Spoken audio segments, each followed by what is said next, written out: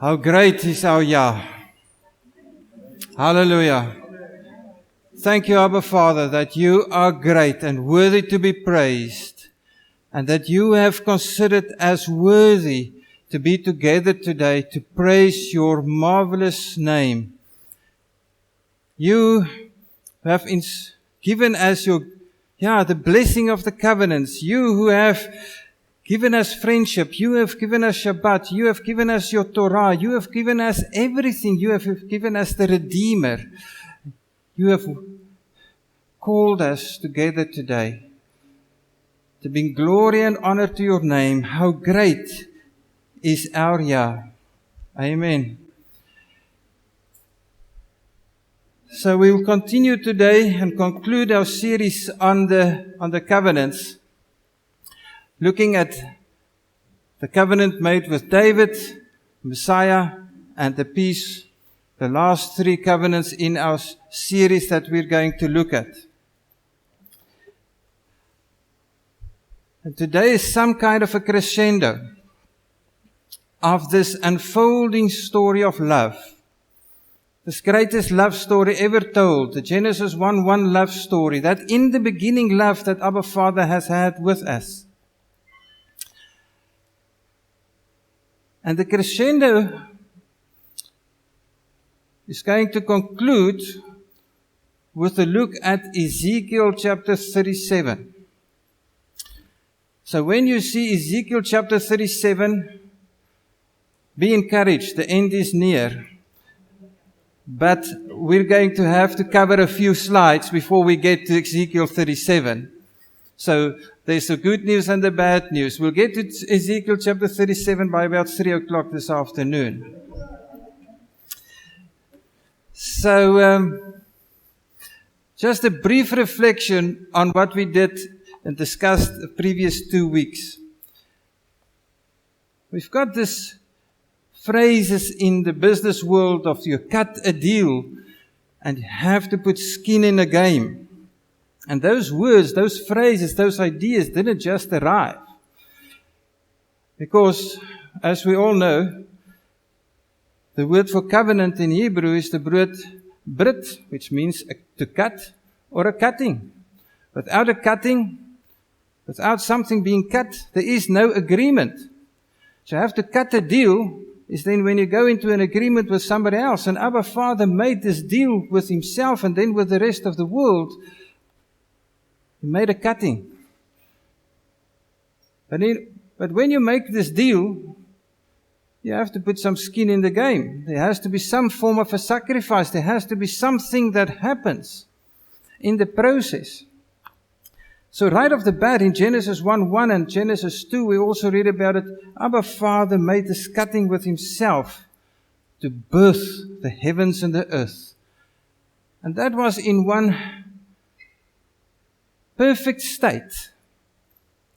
He created, founded a system with its integrity perfectly intact in terms of structure, composition, purpose, function, singing how great is our Yah. In everything that happened, they sing praises to his name. In a glorious unity. He described it as in the sense of a symphonic orchestra. All the different pieces. You had the lions and the apes and the baboons and the monkeys and the people and everything just singing together, making one glorious sound, praising Abba Father. And then he appointed mankind as his caretaker of this house of his, with a house rule. Do not eat of the tree of knowledge of good and evil.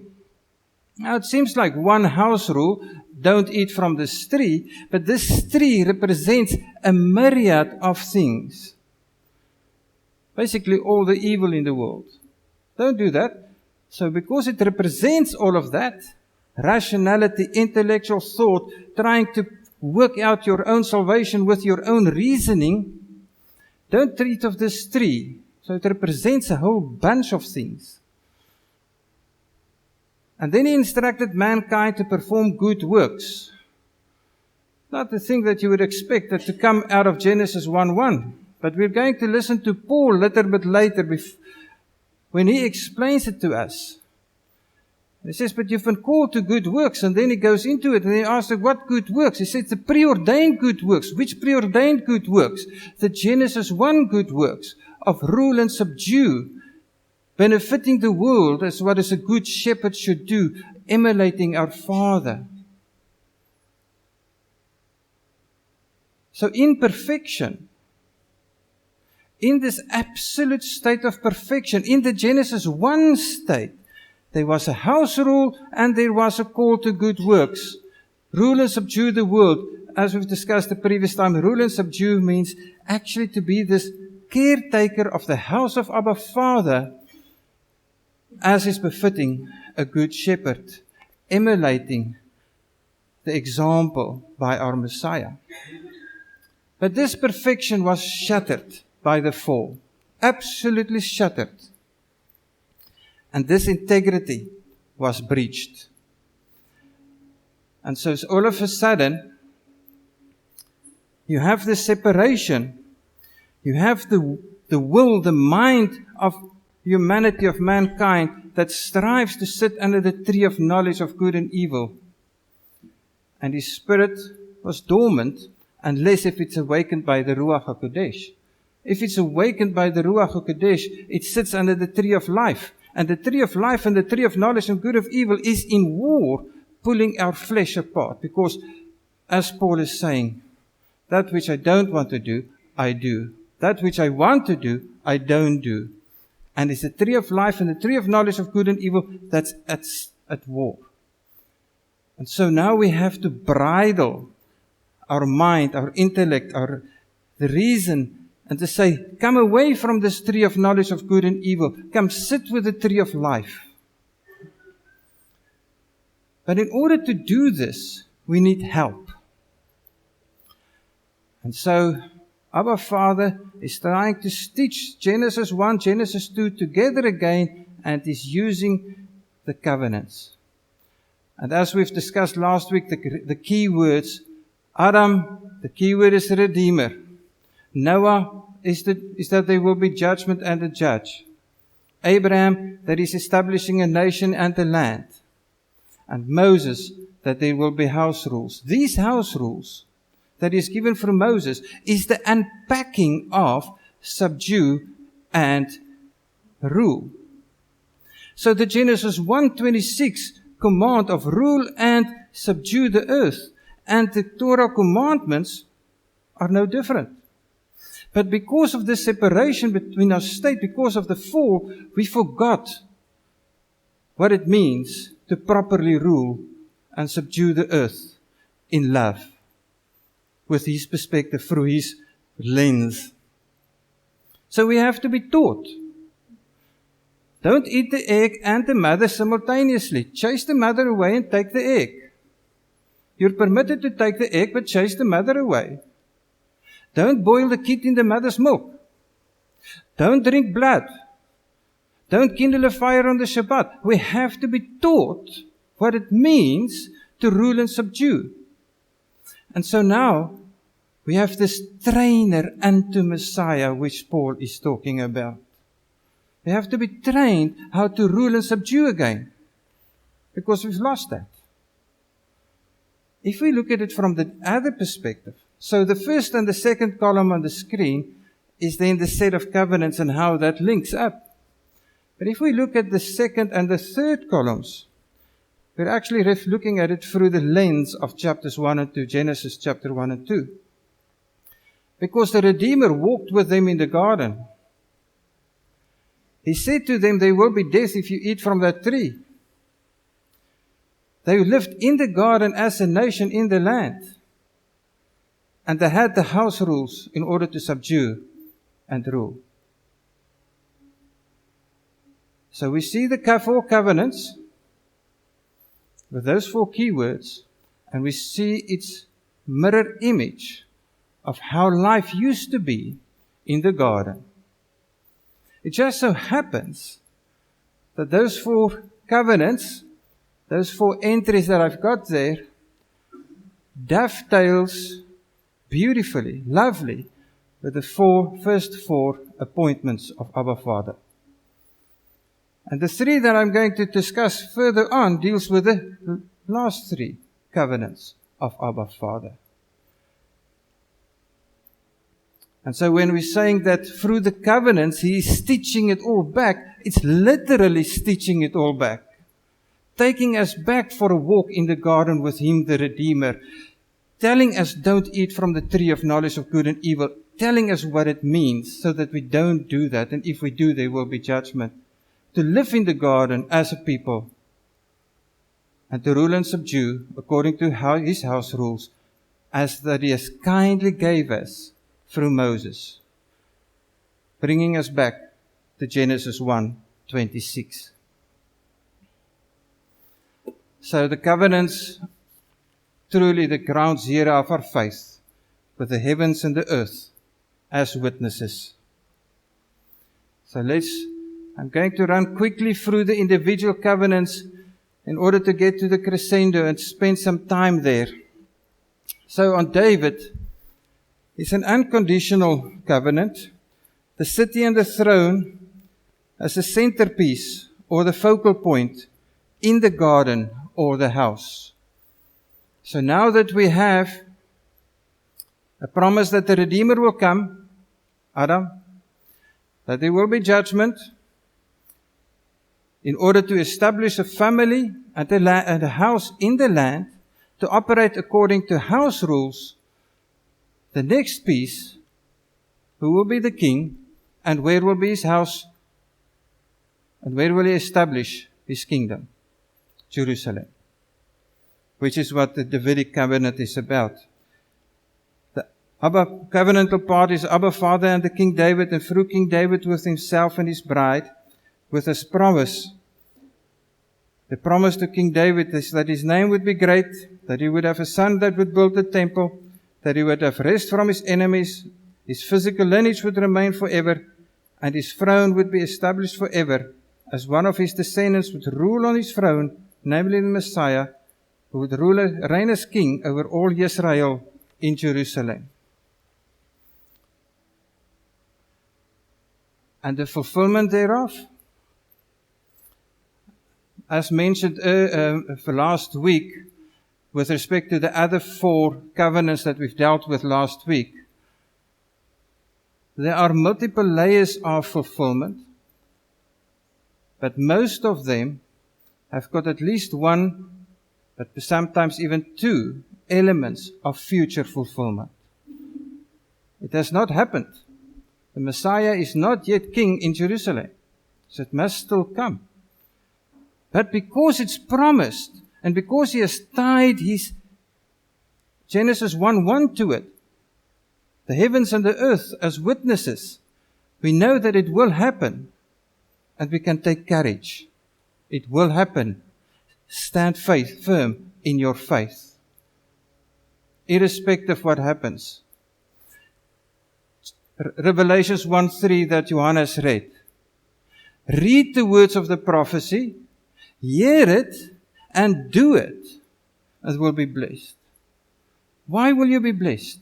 Because you can encourage one another in saying that we can go forward in victory. We are not people that are downtrodden because of activities and the surroundings. We can live as a life victorious. Paul is saying, I'm more than a conqueror in Him who gives me strength. The covenant is confirmed by the cutting and blood on an altar with a seal or sign as a symbol Jerusalem and the Genesis 1:1 witnesses. Why can I say that? We've discussed last week as well, Jeremiah 33 that says, and thus says Jehovah, if my covenant is not with day and night, and if I have not appointed the laws of the heavens and the earth, then I would also reject the descendants of Yaakov and David my servant, and what follows. Look at the stars in the sky. Look at the moon. Look at the heavens. Look at the sand of the seashore. My covenant stands. If that is not an encouragement, then I don't know what is. And as we said last week, that you read the covenants, you read the terms of an agreement in times of trouble. When everything is happy and everything is well and there's no challenges and people are working together happily, the covenant, the contract lies in the drawer. It's when there are disputes that you go to the covenant and you read it. So when we are either in personal circumstances or in terms of looking at the news, if you are troubled, read the covenant. It still stands. So the conditions will be the Messiah to be born as the son of David from the tribe of Judah, and he will build a temple in our hearts now and will reign from Jerusalem in future. By the way, our expectation is that he is going to come when? To coincide with Yom Teruah. What is he going to do when he arrives? He will place his feet at the Mount of Olives. Where is the Mount of Olives? Just outside Jerusalem or inside Jerusalem. With whom has he made the covenant that he will come and reign in Jerusalem? With David. The Davidic Covenant dovetails with Yom Teruah. When he will come with the shout of the shofar to reign and to rule. With as key word, him being the king of Jerusalem, to arrive at a future Yom Teruah. The big one.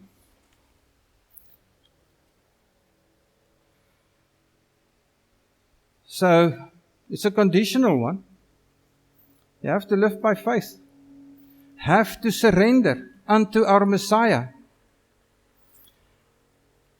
As I've mentioned earlier, because of the fall, our mind strives to go and sit under the tree of knowledge and to eat from the tree of knowledge of good and evil. When our spirit has been awakened by the Ruach, we desire to live and sit under the tree of life. And it's only by the Messiah that these two can be reconciled, where we can say, I will submit my mind, my intellect, my reason to the will of the Father and live by the Spirit. Imagine what our Messiah did. Him who was completely perfect in everything. What did he do?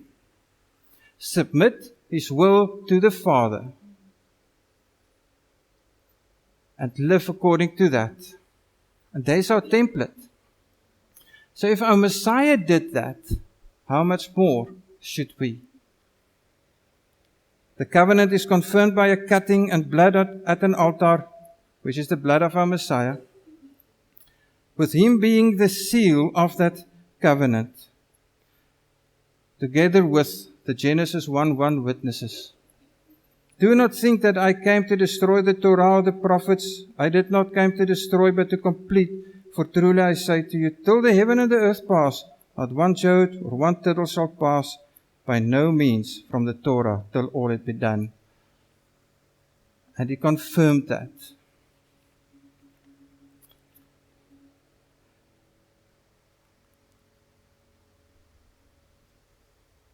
Sorry, I didn't realize that I haven't changed the slide. So, blood of the Messiah confirming the covenant. And isn't it amazing, precious? We've spoken about the threshold of a covenant. That place where the cutting is taking place. That place where the cutting is taking place is then the threshold of the covenant. Where did this cutting take place? Jerusalem. Where is he going to come, which is therefore the threshold of the covenant? Where is he going to come back to? To the threshold of the covenant. From where will he establish his reign over the world for 1,000 years? at the threshold of the covenant? Why the fight? Why the war? Why the tension in the spirit around the threshold of the covenant? Why Jerusalem, the rock of stumbling, about which many nations will come and fall? Because it's the threshold of the covenant. And it is surrounded in an absolute spiritual warfare. Because of that, it's the threshold of the covenant. And when we pray for the peace of Jerusalem, as we are commanded to do, we are praying for the threshold of the covenant and for the covenantal promises given at that threshold to come into realization, because it's there where we will find peace. Which peace? How is that going to come about? This work of redemption for those who believe, He offers the solution of restoring the two houses of Israel. For peace between the two houses, the circumcised and the uncircumcised, to happen. With both Himself and one another.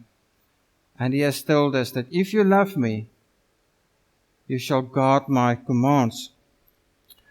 Why guard my commands? Why that specific term, guard my commands?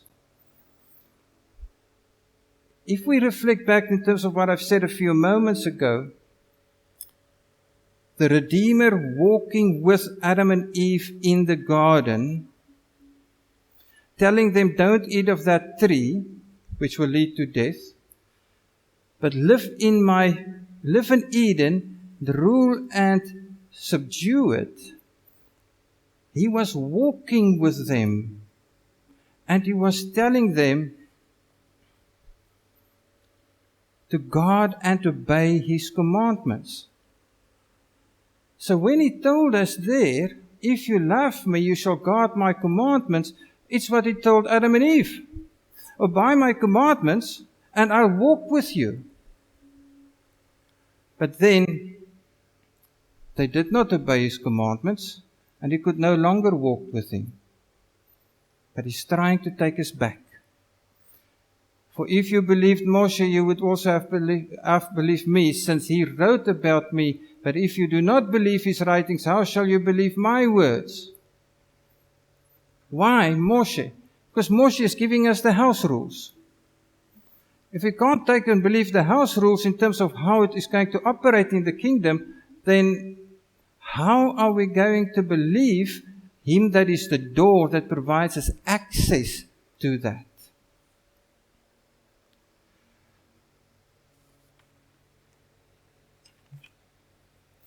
So the question is then, with whom was this covenant made? I'm going to reflect in Jeremiah 31 a little bit later on again, but just a brief introduction to it. He says, see, the days are coming, declares Jehovah, that I shall make a new covenant. The word is Chadash, related then to Kodesh, that means new moon, with the house of Israel and with the house of Yehudah. We'll unpack this a little bit later, a bit more. But just to answer with whom was this covenant, the answer is with the house of Israel and the house of Yehudah. There is nowhere in Scripture a covenant made with anything else than that, any other institution than the house of Israel and the house of Yehudah. No covenant with the church or any other institution for us to be proud or arrogant about. We can just submit our mind to what He is telling us and seek that integration that He promised and that He desires and hungers for. But the other thing is that we need to highlight is the word Chadesh or then Kodesh, which is translated as new, and it's a good translation, but we have to understand what it means. Does it mean that something has passed away? And the answer is no, it can't be. For the simple reason that if it meant that it had to pass away, it means that there must be some sort of a graveyard for moons. So after 28 days, we go and bury a moon and say, rest in peace, moon. We start with a new moon. Like a new moon.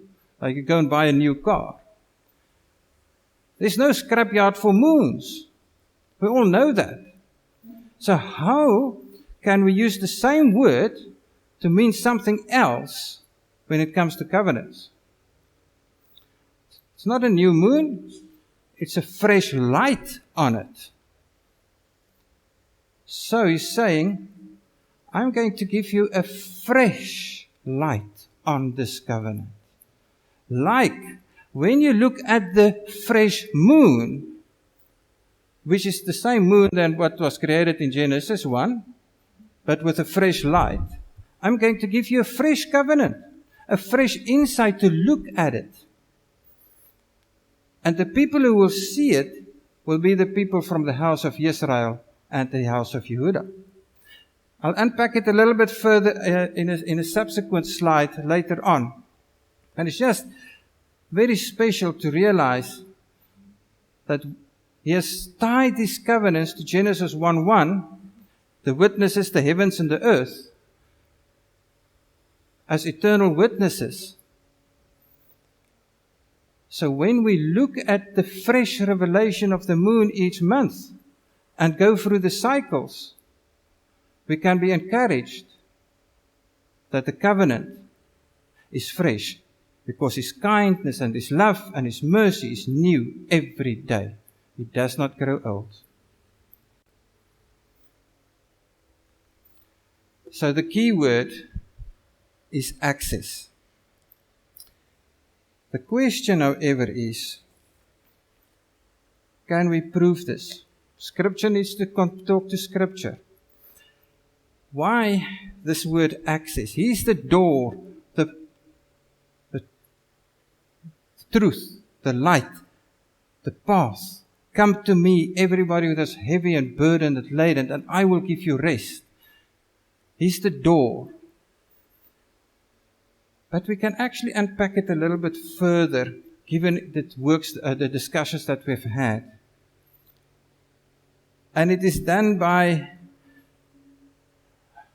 my favorite writer, Paul.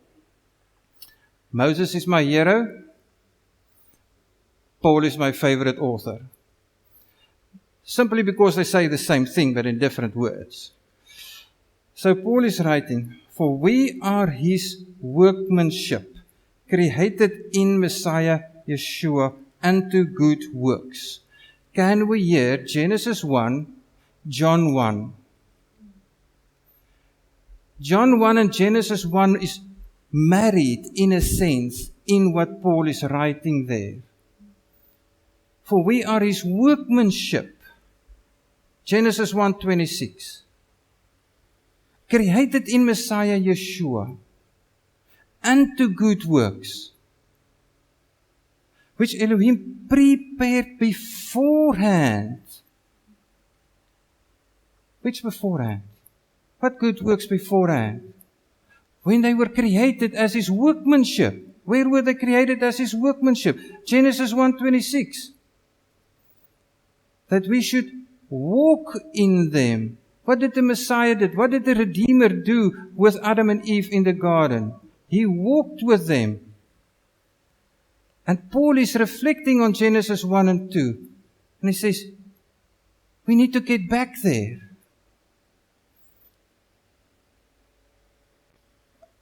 I just have to highlight the fact again that the concept of good works comes from the Garden of Perfection. It's not a new thing. So, we are stirred up to do good works, not because of trying to gain access. The access is provided by the Messiah and by His blood. But then, how do we respond to that? We want to walk with Him. How do we walk with Him? According to the ways that He has given to subdue and to rule and subdue, according to love, according to the good works. Therefore, remember that you, once Gentiles in the flesh who are called to uncircumcision by what is called the circumcision made in the flesh by hands, that at that time you were without Messiah, excluded from the citizenship of Israel, and strangers from the covenants, plural, of promise, having no expectation and without Elohim in the world. Shattered, paradise shattered, taken away from this togetherness with Abba Father, haven't been created in Messiah because of the fall. And because of the fall, some of the consequences then they became that you have this divisioning, the circumcised and the uncircumcised. And he says, you the uncircumcised, because he's writing to the Ephesians, to the Greek, he says, but you were far off from this, but I want to bring you near. I want you to come and walk with me again. But you cannot walk with me again if you don't have the covenants of promise. That is my mechanism established to enable you to walk with me. And so there's this division between the circumcised, and the us, the uncircumcised, or then in this case the Ephesians. Strangers and separated, not integrated with the Creator. But now in Messiah Yeshua, you who once were far off have been brought near by the blood of the Messiah, integrated through the Messiah.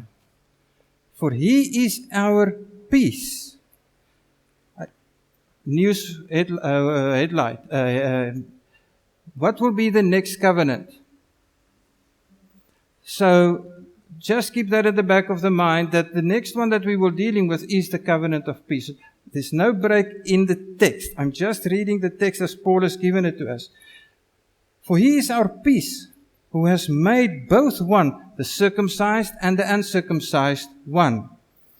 And having broken down the partitioning of the barrier, having abolished in His flesh the enmity, the Torah of the commands and the dogma, as to create in Himself one renewed man from the two, the circumcised and the uncircumcised, thus making peace, and to completely restore to favor both of them, circumcised and the uncircumcised, unto Elohim in one body through the stake, having destroyed the enmity by it. Yeshua, our Prince of Peace, Sar Shalom, Ron had a few weeks ago spoke about that, unites the circumcised and the uncircumcised, with those not fostering, with those not circumcised, fostering an integrated, restored family. Think Abraham. What does he want to do? Abraham, nation, land, family, 12 tribes, bringing them together. It got divided. He wants to take us back to that, establishing peace. And in the process, destroying the consequences, the enmity of us not being able to obey the house rules. Then it took the house rules away. We just can't obey them. We struggle with that. And He destroyed the consequences of us not being able to maintain them. Didn't destroy the Torah. Didn't make sense. If you destroy the consequences, why would it mean, if you destroy the Torah, then there's no enmity. Logically, it doesn't hold. He destroyed the enmity, the consequences of us not being able to hold dear to the Torah or the house rules and obey them. And because He destroyed that partitioning and the enmity, He can build this restored family together. Then continue reading. Same text in Ephesians. And having come, He brought us good news, peace to you who were far off, and peace to those near. Because through Him we both, circumcised and uncircumcised, have access to the Father by the Spirit. And that's the key word. We have access. That which we haven't had. Glory to His name. Thank you, Yeshua, for providing us with access. Revealing the Father to us. Revealing the house rules of the Father to us. Desiring to walk with us in the garden as what it was. And stitching it back in order to bring us in that restored relationship. Continue reading. So then, you are no longer strangers and foreigners, but fellow citizens, a restored family. Within the set-apart ones and members of the household of Elohim, having been built upon the foundation of the emissaries and the prophets, Yeshua Himself being the chief cornerstone, in whom all the building being joined together grows into a set-apart dwelling place in Jehovah, in whom you also are being built together into a dwelling of Elohim in the Spirit. So peace, Yeshua, the citizens, the dwelling place, everything becoming integrated because of this access that He is providing. Rebuilding the garden for us to walk together with each other, circumcised, uncircumcised, and then with Him.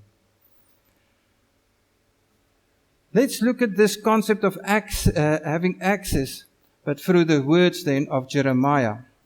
As I said earlier, we're going to unpack it a little bit more. So Jeremiah 31 says, See, the days are coming, declares Jehovah, when I shall make a new covenant, or a fresh covenant with the house of Israel and the house of Judah, not like the covenant I made with their fathers in the day when I took them by hand to bring them out of the land of Mitzrayim. My covenant. So he is saying it's my covenant. So he claims authorship and ownership of it, which they broke.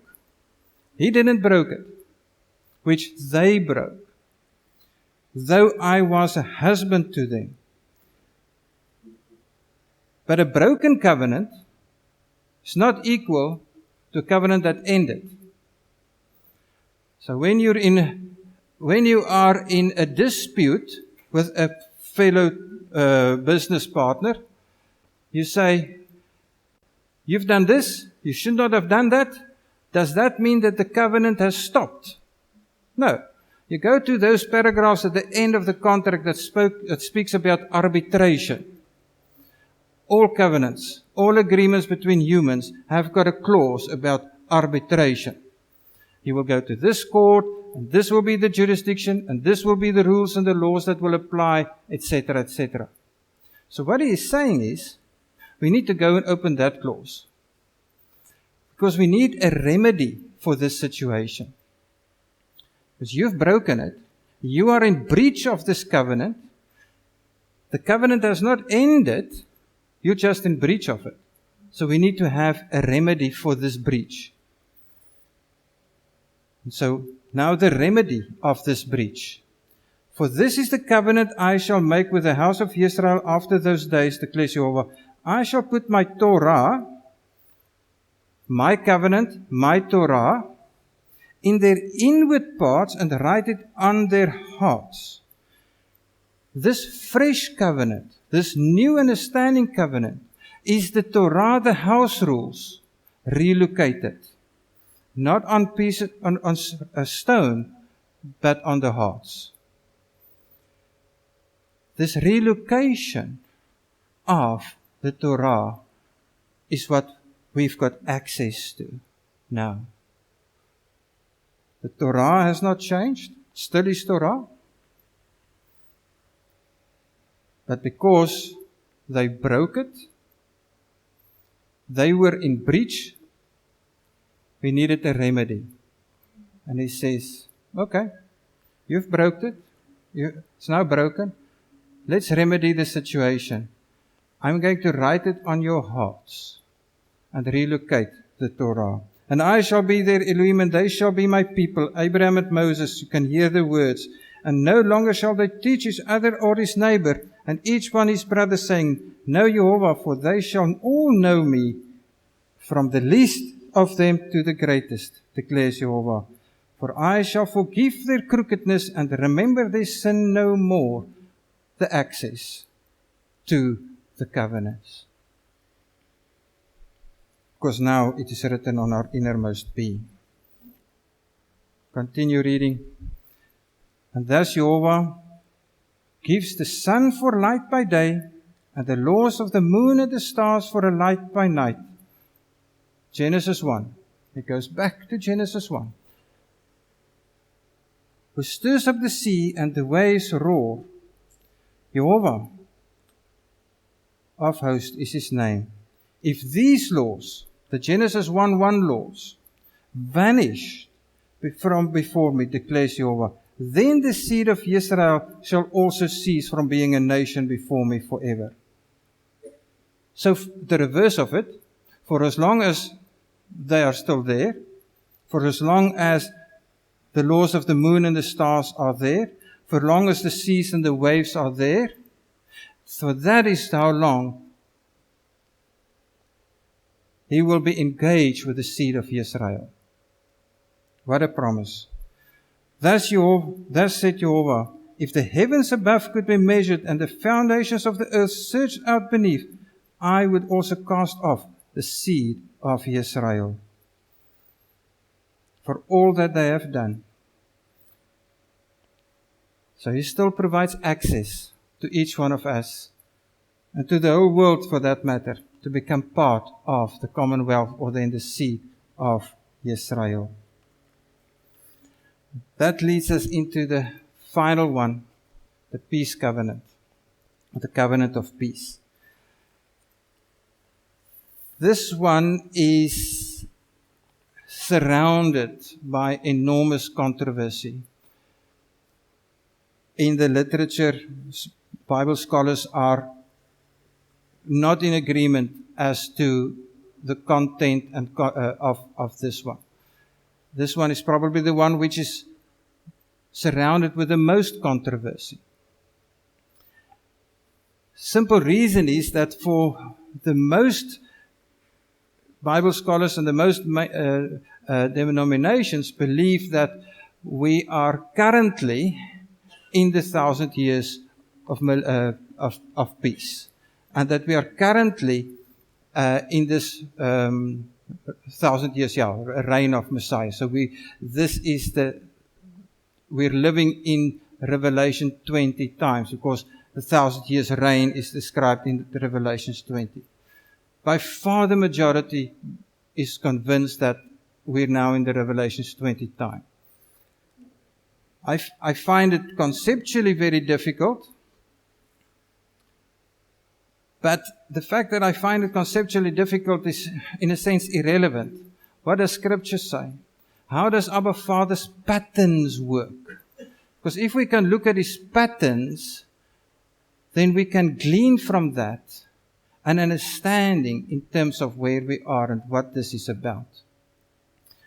And so, if we look at the covenants through the lens of the appointments, then we read the Redeemer, the second Adam, will crush the head of the enemy,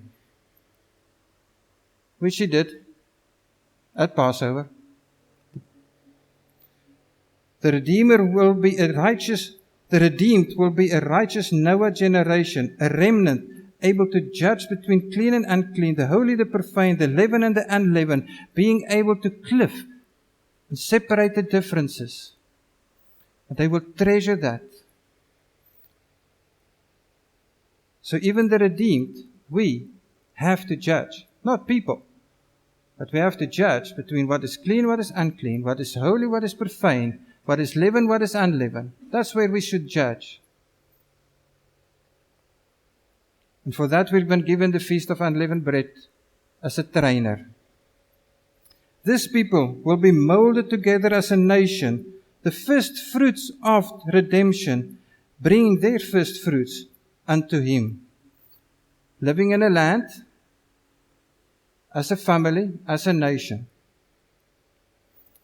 They will be trained to live according to the house rules in the spirit and truth, to guard His commandments. se word. They will await the coming of the King, who will come with a blast of a shofar to Jerusalem. The covenant with David, linked with Yom Teruah. At the day of Jehovah, the great day of the Lord, He will grant His redeemed access to the eternal kingdom, but there will be wailing and gnashing of great teeth, Yom Kippur. And He will rule in peace from Jerusalem for 1,000 years. Linking the covenants with His appointments help us to understand this marvelous tapestry that He has provided, that He has given us. And so, the covenant of peace, as He has made in several places, He speaks about it. Actually, the first reference to it is Pinchas. The moment when Pinchas did that job with his spear, it was declared that he will have what? Go into the covenant of peace. So that's the first reference to the covenant of peace, was linked to Pinchas, who did a righteous act. He says, okay, you're going straight to the covenant of peace. How that worked, I've got no idea. All that I know is that Pinchas was the first chap within this that has been granted this access. And then Isaiah 54, for a little while I've forsaken you, but with great compassion I shall gather you, said Jehovah, your Redeemer. For this is the waters of Noah to me, that I've sworn that the waters of Noah would never again cover the earth. So I'm not going to take everybody away. There will be a remnant. For my covenant of peace is not shaken, says Jehovah, who has compassion on you. There will be a remnant. And the remnant goes into the covenant of peace. Its establishment of a permanent Levitical priesthood, which is a huge bone of contention, but Ezekiel 40 to 48 is quite clear in terms of its operation, especially chapter 44.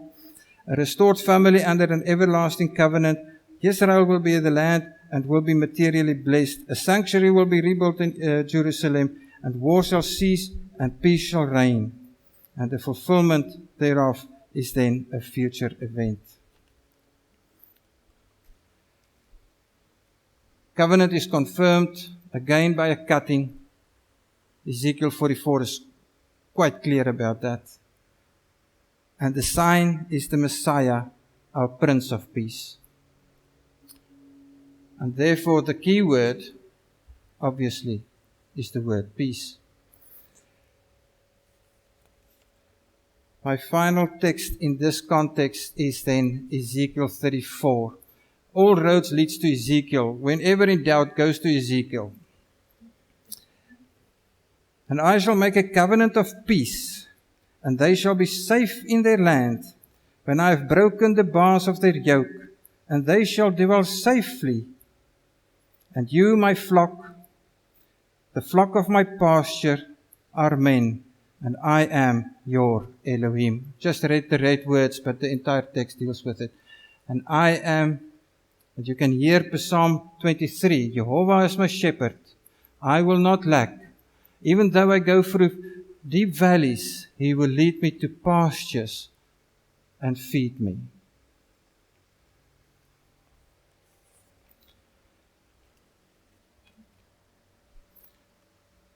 So, let's just look at one or two applications, which is then the crescendo that I spoke of. But before dealing with the crescendo, just one short detour. I'm not going to spend much time on this, but there are many theologies that's rampant at the moment, and unfortunately, they don't align well. Replacement theology, whereby replacing the two houses and the covenants with the church, it does not work. Prosperity theology, accepting the unconditional benefits, but rejecting the conditional requirements.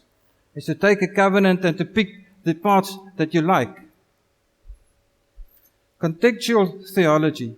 Contextual theology is where you read Scripture through the mindset of today's value system. Rewriting Scripture, dominance of the human reason, and it's the zeitgeist, which is basically the philosophy of the time. So you read the Scripture, but you take the paradigm of the hour to be your lens through which you interpret Scripture. And then the Kingdom Now and the New Apostolic Reformation, which takes a nationalistic and a materialistic perspective of the kingdom, whereas He is Spirit, and He is preparing us for that, bringing us closer to Him. Ezekiel 37. This is one of the places where it comes together. It's not the only place, but it is one of those huge chapters in Scripture. There are many of them, but this is definitely one of them. It starts with the valley of the dry bones, saying, "Thus said the Master Jehovah to these bones, see, I am bringing into you a spirit, and you shall live. Choose life, and you shall live. And I shall put sinews on you, and bring flesh upon you, and cover you with skin, and put a spirit in you, and you shall live. And you shall know that I am Jehovah. And I shall put my spirit in you, and you shall live, and I shall settle you in your own land. And you shall know that I, Jehovah, have spoken, and I have done it, declares Jehovah." So the chapter's opening salvo, if you wish, is this prophecy around the valley of the dry bones. I skipped a couple of verses there, just 5 and 6 and 14, but it's about this prophecy about the valley of the dry bones. And then that He speaks into this valley of dry bones, and there is this resurgence of life.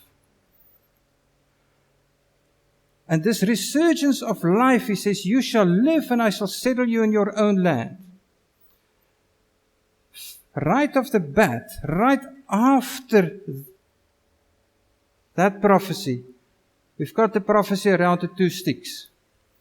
Basically continuing the story, the narrative. "And you, son of man, take a stick for yourself and write on it, for Yehudah and for the children of Israel, his companions. Then take another stick and write on it, for Joseph, the stick of Ephraim, and for all the house of Israel, his companions. Then bring them together for yourself into one stick, and they shall become one in your hand." Can we hear Paul saying, there's the circumcised and the uncircumcised, and you have separated from one another, and there's a lot of hostility among you, there's a lot of enmity among you, but I came to destroy the enmity and bring you together to live together as one nation under one sovereign and one dwelling place. So when we read these words of Ezekiel, we can in a sense just put Paul right next to it as a mirror image. Because they're saying the same thing. "And speak to them, thus said Master Jehovah, see, I am taking the children of Israel from among the Gentiles, wherever they have gone, and shall gather them from all around, and I shall bring them into their land, and I shall make them one nation in the land, on the mountains of Israel, and one sovereign shall be sovereign over them all, and let them no longer be two nations, let them no longer be divided into two reigns." It could have been Paul, except that it's Ezekiel, prophesying that this will happen. Paul is saying that this is unto our peace, that it is, and that he is establishing. Our Messiah making this possible. Now, please note that this last line that I've read comes out of verse 22. Now, as we know, when Ezekiel penned it, there were no chapter headings and no verse numbers. It was one text. But the chapter headings and the numbers were added to make things easier for us. So, continuing in terms of verse 23, we can ask the question, now how will this joining of the sticks and the coming to life of the dry bones happen? How will it be brought about? And so Ezekiel continues. And they, the joined sticks, shall no longer defile themselves with their idols, nor with their disgusting matters, nor with any of their transgressions. Where do we learn what those are? House rules, the Torah, Moses.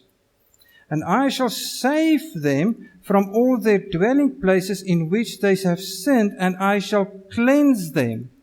Messiah. And they shall be my people, and I be their Elohim. Abraham.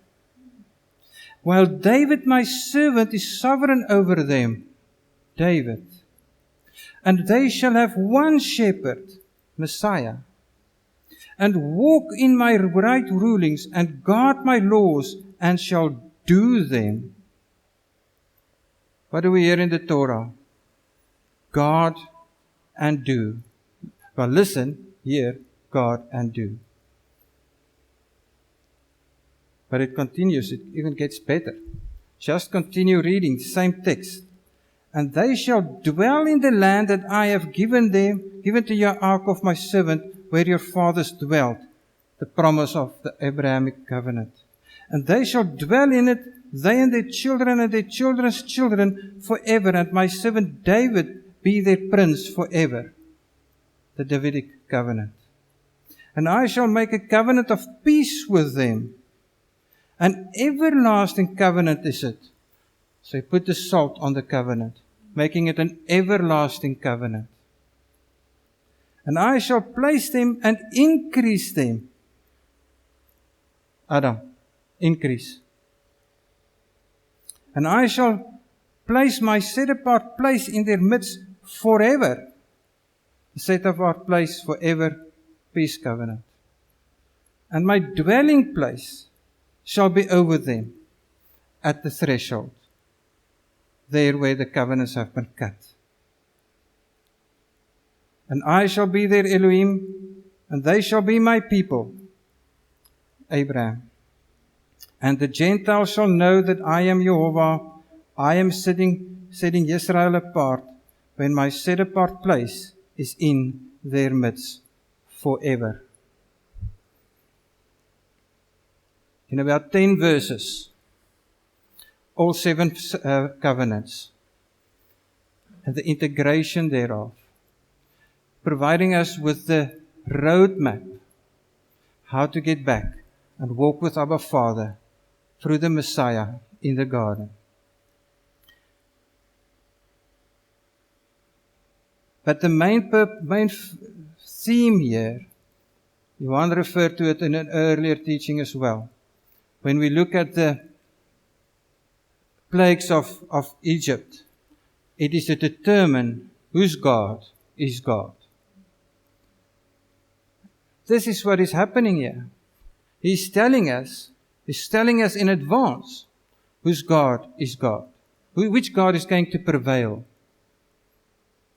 The God that is going to prevail is the forever God. The God with the covenants. Woven together. So the dry bones will come to life. How?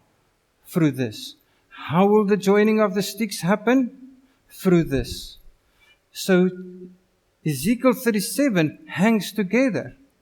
It's prophesying life to dry bones, joining of the sticks. And I'm making access. I'm providing you with the opportunity. I provided for the opportunity for this to happen. My covenants. And so, Ezekiel 37 gives us the why. There must be the resurrection of the dry bones. It tells us the who will do it, by His Ruach.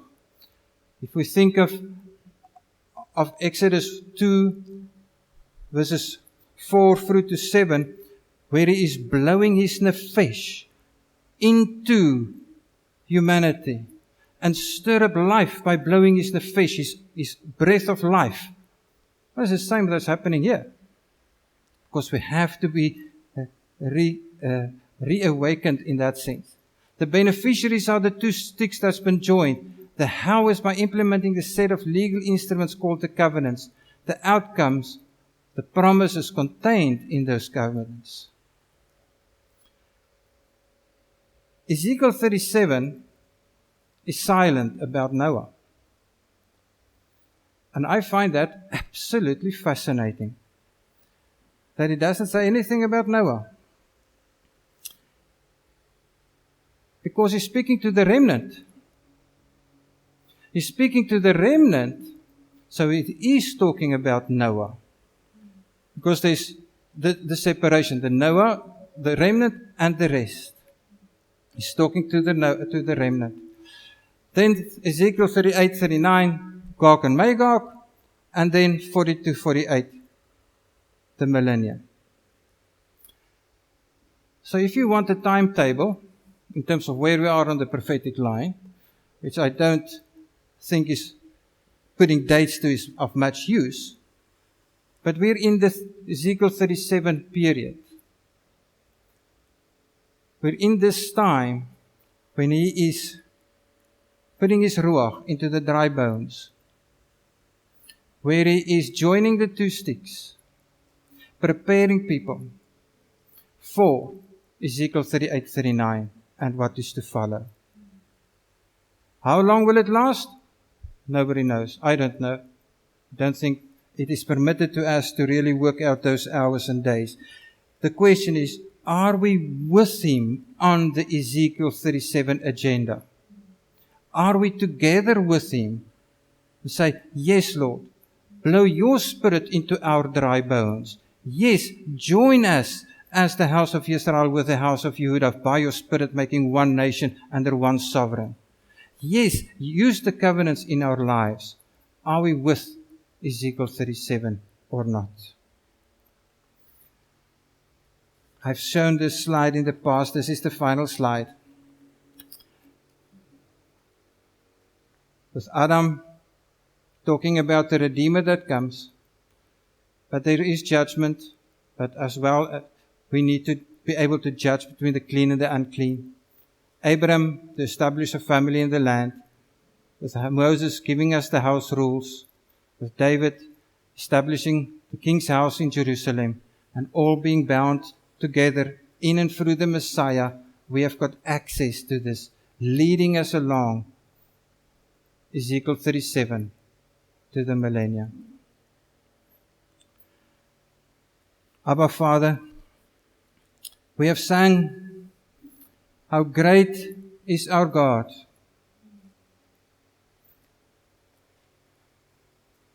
And thank you for giving us, providing us with your covenants and bringing us back into your presence.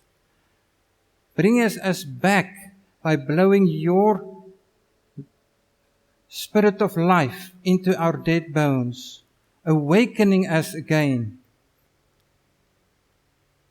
binding us together, being the great integrator, leading us through by forgiving us your covenants. And therefore we can encourage each other and say, stand strong, be strong, and be strengthened because of the gifts that our Father has given us. And therefore, we can rejoice as being overcomers in the Lord our Messiah, Yeshua. Amen.